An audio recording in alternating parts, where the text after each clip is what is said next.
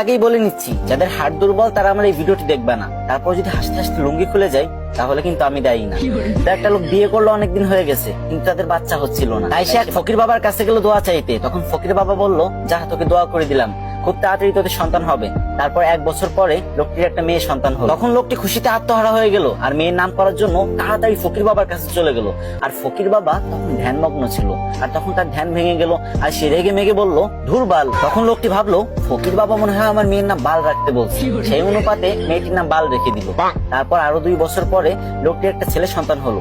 তারপর লোকটা খুশিতে ফকির বাবার কাছে চলে গেল ছেলেটির নামকরণ করতে। কিন্তু এবারও ফকির বাবার ধ্যান ভাঙার কারণে ফকির বাবা বিরক্ত হয়ে বলে উঠলো, ধুর চ্যাট।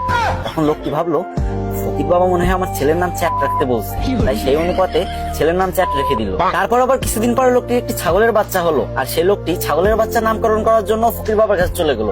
কিন্তু তখন ফকির বাবা একদমই ধ্যানমগ্ন ছিলেন না, আর যখন দেখলো ছাগলের নামকরণ করার জন্য তার কাছে আসছে, তখন সে প্রচন্ড রেগে গেল আর বলল, তুই একটা ছাগলের নামকরণ করার জন্য আমার কাছে আইসোস, যা তো ছাগলের বাচ্চার নাম পুটকি রেখে দিল। তারপর ছাগলের বাচ্চার নাম পুটকি রেখে দিল। তারপর ছেলে মেয়ে বড় হলো। তারপর লোকটি তার মেয়ের জন্য বিয়ে ঠিক করলো। কিন্তু যখন মেয়েটির জামাই বিয়ে বাড়িতে পা রাখলো, তখন সবাই চিৎকার করে বলতে লাগলো, এই বালের জামাই আইছে, বালের জামাই আইছে, তাড়াতাড়ি ওরা বরণ কর, আমাকে বালের জামাই আইছে।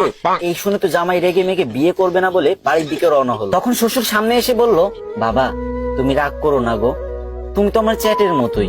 এটা শুনে তো জামাই আরো রেগে গেল আর বিয়ে করবে না বলে আবারও বাড়ির দিকে রওনা হলো। ঠিক তখন শ্বশুর মশাই এসে জামাইয়ের হাত ধরে বলল, বাবা ও বাবা, তুমি আমার পুটকির 1 টুকরা মাংস না খেয়ে কোথাও যেতে পারবা না বাবা।